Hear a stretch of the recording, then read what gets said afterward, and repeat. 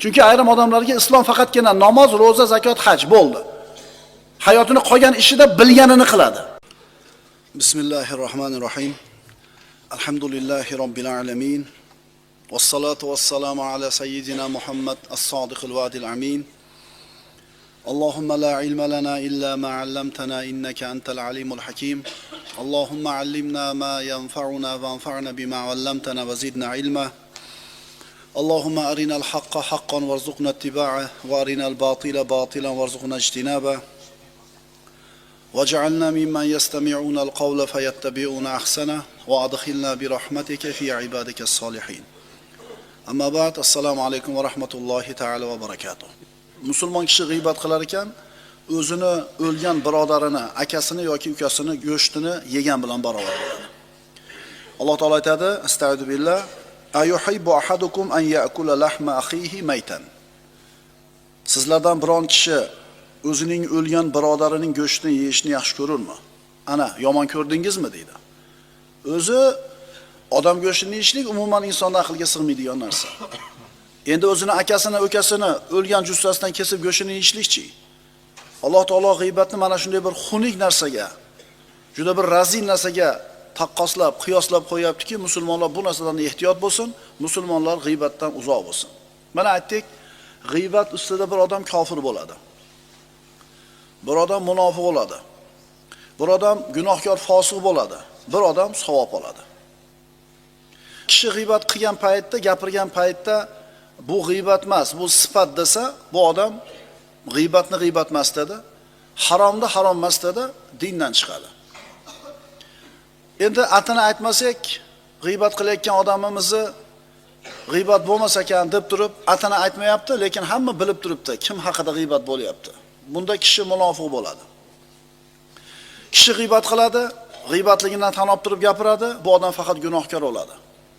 Endi savob oladigan o'rni shuki, bir fosiqni, bir fojirni, bir haddan oshgan tog'iyni yomonligidan odamlar omon qolsin degan maqsadda gapirsa, shu o'rinda g'iybat qilgan odam savob topadi. Bu odam odamning haqqidan qo'rqmaydigan kishi.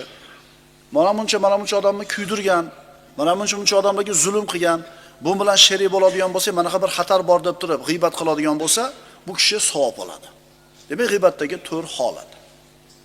Demak, shuncha o'tilgan darsdan ma'lum bo'ladiki, dalilsiz xabarni qabul qilmaymiz. Shariat ruxsat bergan tor doiradan tashqarida g'iybat qilmaymiz.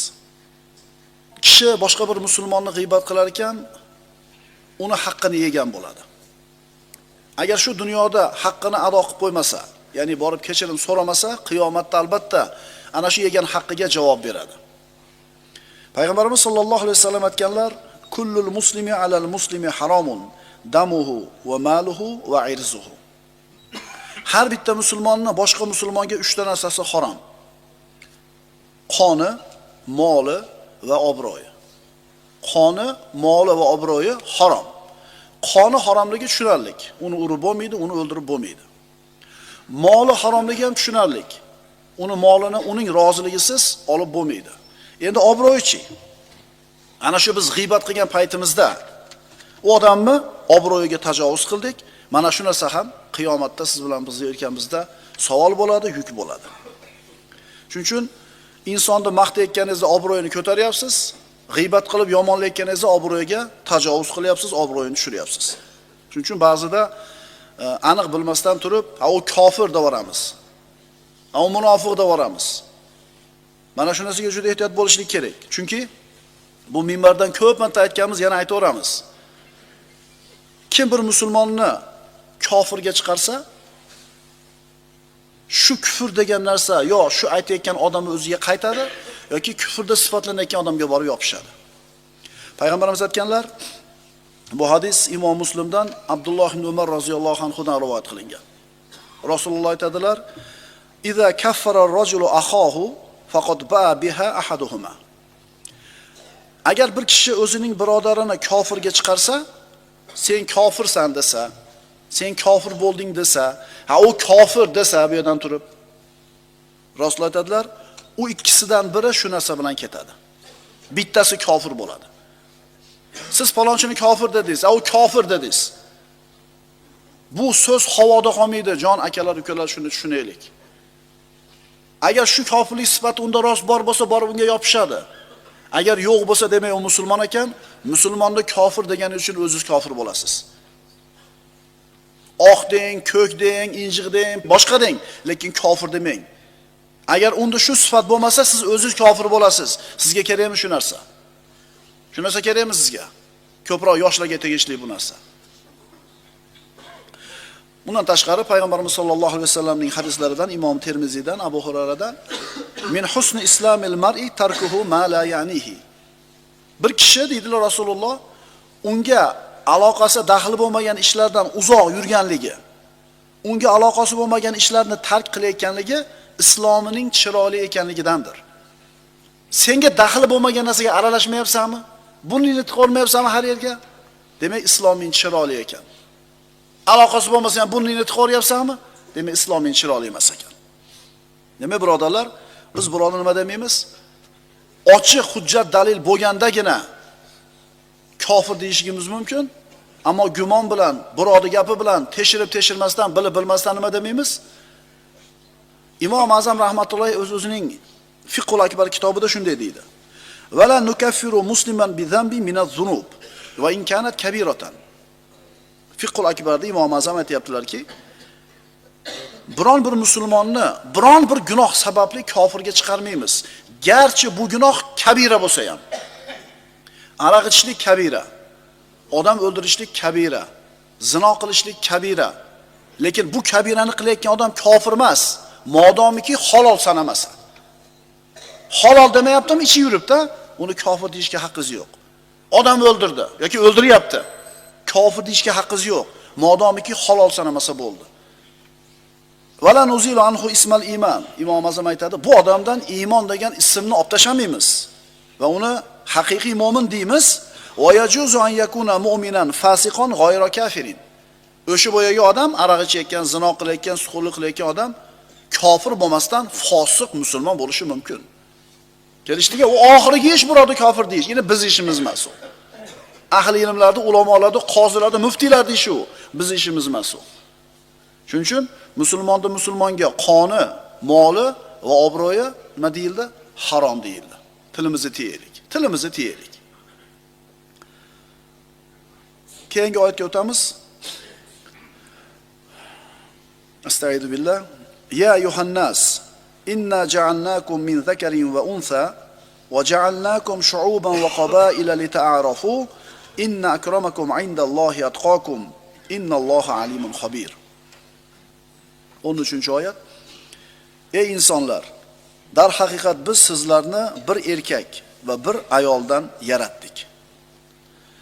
Hamda bir-birlaringiz bilan tanishinglar, do'stu birodar bo'lishinglar uchun sizlarni turli tuman xalqlar va qabilalar, elatlar qilib qo'ydik. Albatta sizlarning Alloh nazdidagi eng hurmatlirog'ingiz taqvodorrog'ingizdir. Albatta Alloh bilguvchi va ogohdir. Mana Alloh taolo nima uchun odam zurriyotini turli xil millat, elat, qabilalarga bo'lib qo'yganligini bayon qildi.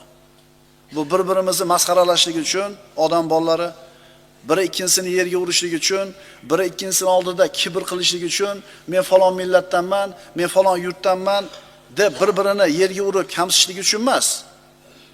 Xilma-xil elat, qabila, millat bo'lishligimiz bir-birimiz bilan bordi keldi qilib tanishib, do'stu birodar bo'lishlik uchun ekan. Alloh qodirda hammani bitta millat qilib qo'yishlikka. Lekin hikmati ilohiya mana shunday bo'lishini xohladi. Bu oyat butun inson zotiga bo'lgan xitob. Ey odamlar, biz sizlarni bitta erkak va bitta ayoldan tarqatdik. Butun insoniyatga. Musulmoniga ham, kofiriga ham, oqiga ham, qorasiga ham. Odam bolasi borki, qaysi zamonda, qaysi makonda yashamasin, nutfadan yaralgan. Mana shu narsa odam bolasini kibr qilmaslikka chaqirish kerak. Asli nimadan yaralganiga qarasa, odam bolasi kibr qilmasligi kerak. Kibr faqat Allohga xos. Eslaylar, otamiz Odam alayhisalomni Alloh taolo tuproqdan yaratdi, iblisni olovdan yaratdi. Sajda qilishlikka yurganida iblis nima dedi? Men undan yaxshiroqman. Xalaqtani min narin va xalaqtahu min tin. Meni olovdan, o'tdan yaratding, uni tuproqdan yaratding dedi. Kibr qildi, o'zini baland oldi. Shuning uchun birodarlar, hammamiz bir xil yo'l bilan dunyoga kelganmiz. Birimiz ikkinchimizdan afzalligimiz faqatgina taqvoda. Inna akramakum indallohi atqakum. Bugungi darsimizning asosiy mavzusi shu oyat bo'ladi. Allohning huzurida hurmati balandrog'inglar, taqvodorrog'inglar. Kim ko'proq qo'rqsa Allohdan, shu odam afzal bo'laveradi. Ya yuhannas inna xalaqnakum min zakarin va unsa. Ey insonlar, dar haqiqat biz sizlarni bir erkak va bir ayoldan yaratdik. Alloh azza va jalla siz bilan bizni jannat uchun yaratdi. Mana shu jannatga qaytib borishligimiz lozim. Shu jannatga kirishligimizni sabablardan bittasi solih amal.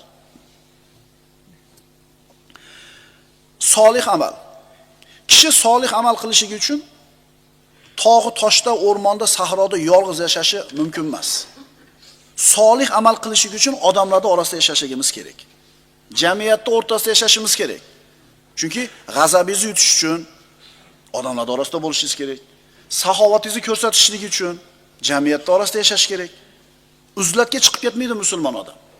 Toki boyaga aytayotgan xulqlar unda zohir bo'lsin. Masalan, inson ijtimoiy maxluq. Qo'lingizdan boring ani kelsa bir 3 ta 4 ta hunar yaxshi kelar. Lekin hamma hunarni eplay olmaysiz. Nonvoga muhtojsiz, non kerak, nonvoga muhtojsiz. Kiyim kerak, tikuvchiga muhtojsiz. Quruvchiga muhtojsiz, chunki nima kerak? Uy kerak. Demak, jamiyatda yashashligimiz kerak, solih amallarni qilishligimiz uchun. Albatta bu Alloh taoloning o'zi bilgan hikmati uchun shunday bo'ldi. Endi mana shu yer yuzida yashayotgan odamlarni qarasangiz, ularda tillari har xil.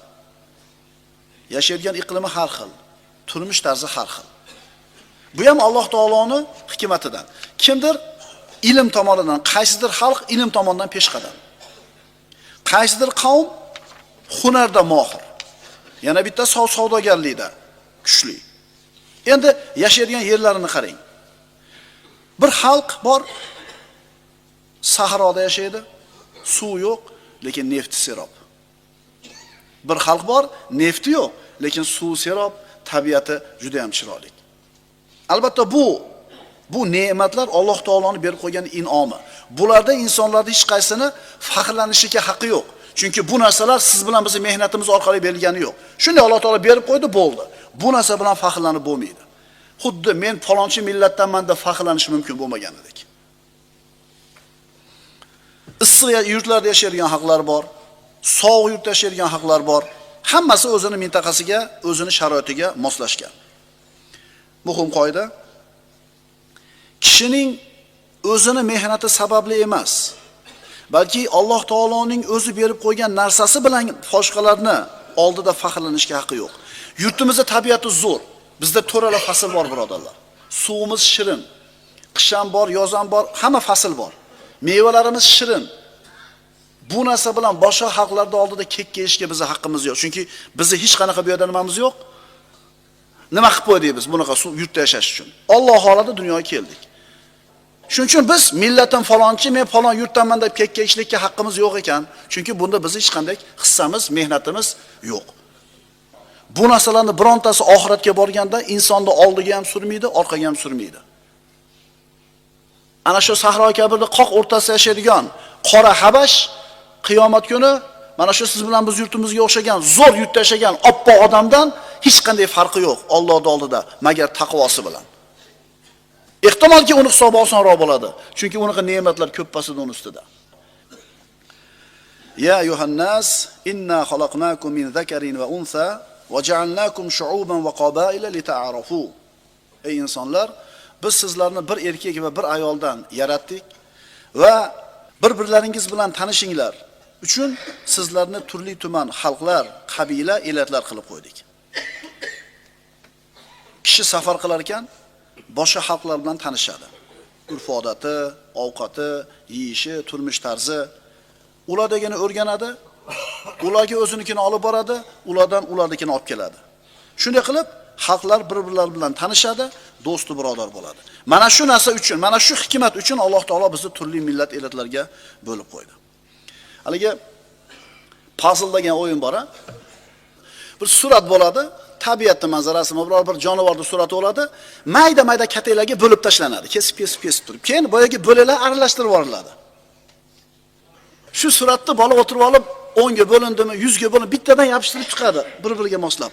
Suratni yig'ib bo'lganidan keyin qandaydir o'zida bir qanoat hosil qiladi, xursand bo'ladi, mana ishni nihoyasiga yetkazdim deydi. Demak, birodarlar, mana shu turli millat elat bo'lishligimizdan hikmat bordi keldi qilib tanishib, o'zimizdagi ne'matlarda qadriga yetishlik ekan. Maqtanishlik uchun emas. Alloh taolo o'zi berib qo'ygan narsasi bilan bir qavm boshqa qavmni past ko'rmasligi kerak. Bu in'om bilan faxrlanmasin. Chunki bu narsalarga seni hech qanday mehnating, hissing ketgani yo'q. Masalan, birovning bo'yi uzun, pakanani ko'rib turib, undan kulmasin. Birovning boy, birovning kambag'al bo'lganligi Allohdan. Chunki kambag'al ham mehnat qilyapti shu boydaqa, lekin Alloh bermayapti unga. Nariginga berdi. Shuning uchun sizni hissingiz bo'lmagan, sizni mehnatingiz ketmagan narsa bilan boshqalardan o'zi afzal bilmang. Chunki bu Alloh taoloning bergan in'omi. O'sha siz masxara qilayotgan odam sizdan ko'ra Allohga mahbubroq bo'lishi mumkin. Payg'ambarimiz aytadilar, bu hadis Imom Muslimdan Abu Hurayra rivoyat qilgan. Rubba ash'atha madhu'in bil abwab law aqsama ala Allohi la barra. Sochlari poxmagan, eshiklarda oldidan haydalgan odam bor, ehtimol shu duo qilsa Alloh taolo uning duosini ijobat qilar. Qasam ichsa Alloh uning qasamini oqlar. Allohga yaqinda u. Sizni ko'zingizga yoqmagani bilan, xurik ko'ringani bilan, odamlarda oxirgisi bo'lib tuyulgani bilan ehtimol Allohga yaqinliroqdir. Uni kambag'alligi, uni qo'lida yo'qligi, uni faqir gadeyligi uni Allohning nazdida xor ekanligini belgisi emas. Chunki azizlik xorlik bu bilan belgilanmaydi. Shuning uchun bir millat ikkinchi millatni yerga urishga haqqi yo'q. Payg'ambarimiz aytganlar, arabning ajamdan afzalligi yo'q, magar taqvo bilan. Men falon millatdaman deb turib, millatini aytib faxrlanishlik musulmon odamga yarashmaydi. Agar arab bo'lsa ham bu, Quraysh qabilasidan, Banu Hoshimdan, Banu Abdul Muttolibdan bo'lsa ham uni urug'i. Bu narsa bilan faxrlanishlik kerak emas. Musulmonligi bilan faxrlansin. Payg'ambarimiz aytganlar, "Laysa minna man da'ala asabiyya." Asabiyaga, urug'chilikka, millatchilikka, qabilachilikka da'vat qilgan odam bizdan emas. Laysa minna man qatala al-asabiyya. Millatchilikka, urug'chilikka, qabilachilikka deb urushgan bizdan emas. Laysa minna man mata ala al-asabiyya. Millatchilik deb, urug'chilik, qabilachilik deb o'lgan odam bizdan emas deyaptilar Rasululloh sallallohu alayhi vasallam. Millatchilik qilish musulmonning ishi emas. Endi kimdir qilayotgan bo'lsa qilib o'lsin. Qiyomatda javob beradi bu narsaga. Ammo musulmon kishi bu narsani qilmasligi kerak. Modomiki Allohning roziligini qasd qilib, modomiki jannatda, modomiki Rasululloh sollallohu alayhi vasallamning suhbatini orzusida, umidida yurgan bo'lsa, millatchilik qilmaydi musulmon odam. Xo'p, demak bir kishining Allohga yaqin bo'lishi, Alloh uchun aziz bo'lishligi millatiga bog'liq emas ekan. Puliga bog'liq emas ekan. Qaysi mintaqada, qaysi yurtda yashayotganiga bog'liq emas ekan. Endi azizligi, Allohga yaqinligi nimaga bog'liq? Taqvoga, toatga. Taqvoga, toatga. Inna akramakum indallohi atqakum. Allohning nazdida sizlarning hurmatlirog'ingiz taqvodorrog'ingiz. Ahmad Mahmuddan ko'ra ko'proq taqvo qilyaptimi? Ko'proq toatda turibdimi? Demak, Ahmad Mahmuddan yaxshi. Qaysi millat vakili bo'lishidan qat'iy nazar, iqtisodi qanaqa bo'lishidan qat'iy nazar. Shuning uchun musulmon faqatgina shu o'lchovni qabul qilish kerak. Kuchli, kuchsiz, boy, kambag'al, oq, qora bu o'lchovlarga qaramaydi. Taqvo. Endi bu oyatning mazmuni kundek ravshan bo'lib turibdi, birodarlar. Eng hurmatlirog'imiz ko'proq taqvo qilganimiz ekan. Shuning uchun yurish turishimizni qaraylik. O'lchovlarimizni qaraylik. Johiliy o'lchov, johiliy tushuncha emasmi? Taqvoda, iymonda o'lchyapmizmi bir-birimizni? Falon mahallada yashashni xohlamaydi, chunki ko'cha falondaqa. Palonchiga uylanmaydi, chunki palon urug'dan. Palonchiga qizini bermaydi, nimaga desa, uni puli yo'q ekan. Annasu rajulan deyapti Rasululloh. Shariatimiz ikkiga bo'lyapti odamlarni. Annasu rajulan deyaptilar Rasululloh sollallohu alayhi vasallam. Imom Termiziydan, Abdulloh ibn Umardan bu hadis. Annasu rajulan barrun taqiyyun karimun alalloh va fajirun shaqiyyun hayyun alalloh. Birinchisi taqvodor, karim, yaxshilik qiluvchi bo'lgan Allohga aziz banda, ikkinchisi fojir, badbaxt, Allohga beparvo bo'lgan kofir banda. Yo Alloh yaxshi ko'rgan taqvodor bo'ladi, yo Alloh yomon ko'rgan fojir bo'ladi. Odamlar turli zamonda, turli yerlarda yashaydi. Turli millat, turli elat, turli iqtisodiy ahvolda yashaydi. Har xil sharoitda yashaydi, lekin hammasi ikkiga bo'linadi bor yo'g'i. Yo Allohdan qo'rqgan taqvodor, yo Allohdan uzoq bo'lgan fosiq, fojir yoki kofir. Adolatli taqvodor mo'min bo'lsa, demak Alloh uchun aziz. Agar aksi bo'ladigan bo'lsa, unda emas. Bilol roziyallohu anhuni bir kishi "Yabna Savda" deb qo'ydi. "Ey qora xotinning bolasi" dedi. Payg'ambarimiz eshitib, "Ya fulan, innaka mriun fika jahiliya." "Ey palonchi, hali johil ekansiz-ku" dedilar. Qoraligini yuziga solyapti. Qulni bolasi bo'lganligini yuziga solyapti. Bu kishi o'zi sayyidlardan edi-da. "Ey palonchi, hali johil ekansiz-ku siz. Bizda ham yo'qmi shu narsa?" U tagi past uni deb qo'yadi. U deydi, ota-bobasi ko'rmagan hech narsani deydi. Bizda yo'qmi shu o'lchov? Rangiga, puliga, iqtisodiga qarab turib o'lchashlik bu johiliy o'lchov bo'ladi. Abu Bakr Siddiq roziyallohu anhu 10 uqiyaga Bilol roziyallohu anhu sotib oldi. Umayyat ibn Xalafdan. Azoblayotgan joyda sotib oldi. Shunda Umayyat ibn Xalaf uchun Bilol buyum, xor, past odam. Abu Bakr Siddiqni bir alam qildirib qo'yishlik uchun, "Ey Abu Bakr" dedi. "Agar bir dirhamga so'raganingda ham sotaverardim" dedi. Ammo Abu Bakr uchun Bilol roziyallohu anhu qadr qimmatli kishi edi. "Agar 100 uqiya deganingda ham sotib olardim" deb uni aksincha o'zini alam qildirib qo'ydi. Bilol Umayya uchun hech kim emas, johiliy o'lchov bilan o'lchaydi. Abu Bakr iymoniy o'lchov bilan o'lchaydi. Bilol Abu Bakr uchun aziz odam. Ko'ringki, Alloh taoloni bir hikmati ilohiyasi bo'ldi. Odamlar bir-birlarining orasida qo'yib olgan, ya'ni o'zaro qo'yib olgan o'lchovlarini buzishlik uchun, yo'qotishlik uchun Alloh taolo qanday ish qildi? Masalan, puli ko'p bo'lsa aziz, puli yo'q bo'lsa aziz emas-da. Shu o'lchovni Alloh taolo qanday yo'q qildi? O'zini eng yaxshi ko'rgan payg'ambarlarini, eng yaxshi ko'rgan bandalari, payg'ambarlarni, anbiyolarni ko'pchiligi faqir bo'lishini xohladi. Va deyarli hammasi qo'y boqqan, cho'ponlik qilgan. Dunyoda qo'y boqishdan, cho'ponlik qilishdan ko'ra oddiyroq, soddaroq ish bormi? Agar Alloh uchun bir bandani azizligi dunyosi yoki bo'lmasam puli, mansabi bo'lganida, payg'ambarlarda hammasini nima qilar edi? Podsho, boy, mansabdor odamlar qilib qo'yamidi? Payg'ambarlarni kambag'al bo'lganligi ko'pchiligi, payg'ambarlarni cho'ponlik bilan shug'ullanganligi siz bilan bizga Allohning huzuridagi o'lchovda qanaqaligini ko'rsatadi. Ma'qulmi? To'g'rida, masalan, mansabga o'tirguncha oddiy muomala qilib yurgan odamingiz mansabga o'tirib qolgandan keyin o'zgaradi muomalangiz, to'g'rimi? Insof qilib aytaylik, yoki mansabda o'tirganda aka qilyapsiz, mansabdan tushdi. Aka qila olmaysiz. Matiz yo'l qo'ymaydi. Tushdi mansabdan u. Bizda shu narsa bor, tushuninglar akalar, ukalar. Agar shu o'lchov bilan o'lchayotgan bo'lsak, bizda hali johiliy o'lchov bor ekan.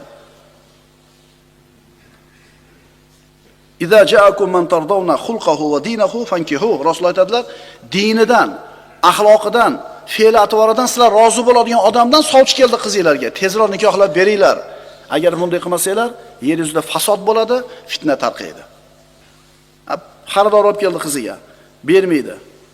Xulqi joyida, ilmdan xabari bor, dindor, axloqi yaxshi, bermaydi. Nimaga bermaydi? Qo'li kalta ekan. Demak, shu otani o'lchovi johiliy o'lchov. Insof Alloh taologa bandani yaqin qiladigan amallardan yana bittasi. Taqvo, solih amal va insof. Amilin nasa kama tuhibbu an yu'amiluk dedilar Rasululloh sollallohu alayhi vasallam. Odamlar senga qanaqa muomala qilishlarini xohlasang, sen ham ularga shunday muomala qilgin. Insofli bo'lgan. Insofli bo'lgan. Bu hadis o'zini oddiyligi bilan, soddaligi bilan miqyosli o'lchovni ko'rsatib beryaptilar. Birov sizni bolangizga yaxshi muomala qilishini xohlaysizmi? Siz ham birovning bolasiga nima qiling? Mana shu insof, mana shu adolat kishini Allohga yaqin qiladigan amallardan bittasi. Allohning huzurida qadrimizni baland qiladigan narsalardan bittasi taqvo, bittasi toat, bittasi insof. 14-oyatga keldik. Astagfirullah. Qolatil a'rabu amanna qul lam tu'minu walakin qulu aslamna walamma yadkhulul iymanu fi qulubikum va in tuti'u Alloha va rasulahu la yalitkum min a'malikum shay'a innalloha g'afurur rahim. Arabiylar iymon keltirdik dedilar. Ey Muhammad alayhisalom, ularga ayting, sizlar iymon keltirganlaringiz yo'q, lekin sizlar bo'yinsundik deylar. Chunki hali hanuz iymon dillaringizga kirgan emasdir. Agar sizlar Allohga va uning payg'ambariga itoat etsangizlar, u zot sizlarga qilgan yaxshi amallaringizdan biron narsani kamitmas. Albatta Alloh mag'firatli, mehribondir. Mana endi iymon keltirish qanaqa bo'ladi? Bo'yinsunish qanaqa bo'ladi? Xohlab yaxshi ko'rib itoat qilish qanaqa bo'ladi? Qo'rqib itoat qilishlik qanday bo'ladi? Birodarlar, mana shu ko'pchiligimiz bilgan mashhur hadis, Jabroil alayhissalom Rasululloh sallallohu alayhi vasallam sahobalar bilan o'tirganlarida soch soqoli qop-qora, kiyimlari oppoq, sahobalarga notanish bir kishi suratda kirib, Rasulullohning oldiga o'tirib bir qancha savollarni so'radi. Ana shu so'ragan narsalardan bittasi iymon nima, islom nima, ihson nima? Islom nima? Islom birodarlar, Allohning hukmlariga bo'yinsunish. Shariat hukmlarini hayotimizda tatbiq qilish. Topayotgan pulimizni shariatga muvofiq topib, shariatga muvofiq nima qilishimiz? Sarf qilishimiz. Hayotimizda har bitta katta kichik ishida shariat nima degan shu yerga degan savolni o'zimizga berish. Chunki ayrim odamlarga islom faqatgina namoz, roza, zakot, haj bo'ldi. Hayotini qolgan ishida bilganini qiladi. Aytsiz unamaydi. Men namoz o'qib qo'ydim, bo'ldi, yetadi. O'shuning uchun 60 ga kirganda namoz o'qiyman dedi. Nimaga desiz, u uchun islom faqat namozda. 60 ga kirguncha xohlagan ishini qilish kerak, islom faqat namoz u uchun. Allohning manhajini o'zining har bitta ishida tatbiq qilgan kishigina haqiqiy musulmondir. Qaytaramiz. Alloh taoloning manhajini o'zini har bitta ishida tatbiq qilgan kishigina haqiqiy musulmondir. Ukalar, kiyim kiyayotganinglarda, yurishinglarda, mashina minishinglarda islomni tatbiq qilyapsizlarmi? Masalan, zo'r bola eshitamiz, ruhoniyatimiz oliy bo'ladi, yaxshi masala bo'ldi deymiz, mashinaga o'tirganimizda u boshqa odam endi u. Islom faqat masjidda edi u uchun.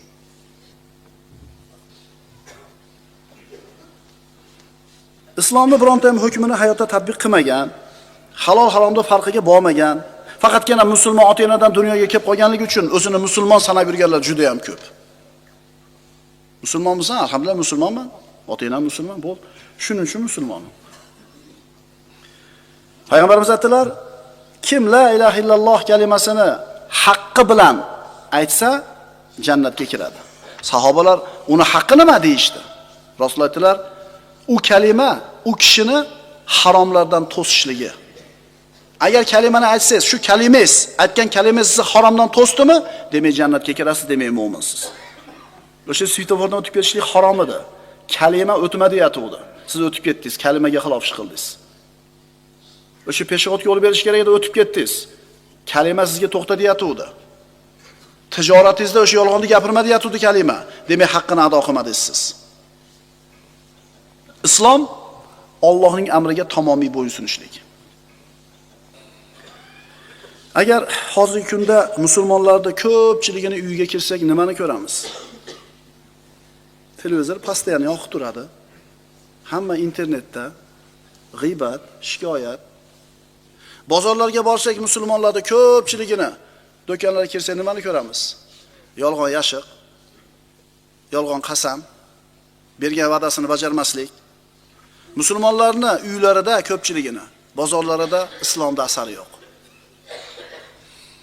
Ular uchun islom faqatgina 5 mahal namoz, roza, umra bir marta haj qilib qo'yishlik, boshqa paytda o'zlari xohlagan ishlarni qilishadi. Islom nima? Bu faqatgina shu 5 ta biz bilgan narsa emas. Axloqiy bino, manhaj, hayot uchun dastur, doim shariat hukmidan chiqmaslik.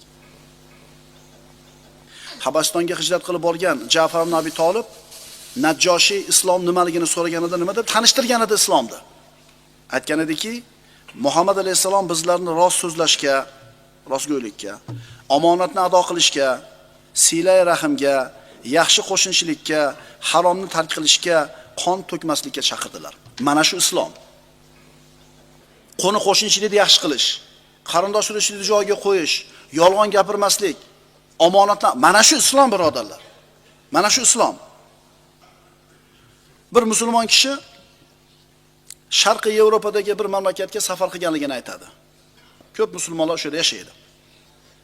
Musulmon kishi safar qilib bordi, u bilan o'sha yerda mahalliy odam uchrashib qoldi-da, musulmonligini bilib xursand bo'ldi haligi musulmon ham. Yur dedi-da, olib borib bir piyola choy qo'yib beraman, olib bordi-da, o'rtaga bitta shishani qo'ydi. Yuvish kerak. Sen ham musulmon ekansan, men ham musulmon ekanman. Aroqni o'rtaga qo'ydi. Ya'ni ular uchun islom o'sha kalimani aytib qo'yish, musulmon ota-onani bolasi bo'lib qolishlik, xolos. Hayotida hech qanday bu islomda asari yo'q. Bizda ham shunaqa emasmi? Ha, yer yuzidagi 1,5 milliardga yaqin musulmonda sanoq aytilayotganda, boyagilar ham musulmon qatorida bor. Musulmonlarning qorasida bor o'shani ham raqami soni. Lekin hayotini qarasangiz, islom uni hayotdagi yo'qligini ko'rasiz. Shuning uchun birodarlar, islom al-insiya'u tammu ila shar'illah. Islom shu. Allohning buyruqlariga tamomiy bo'yinsunish. Kim shunday qilayotgan bo'lsa, bu odam komil, haqiqiy musulmon bo'ldi. Shunday qilmaganlar, ati musulmon, lekin hali komil taqvoli, haqiqiy mo'min bo'la olmadi. Alloh subhanahu va taolo o'zi rozi bo'lgan yo'lga barchamizni hidoyat qilgan bo'lsin va haqiqiy islomda bo'lishimizga Alloh taolo tavfiqini bergan bo'lsin. Aqulu qawli hada va astagfirulloh li va lakum.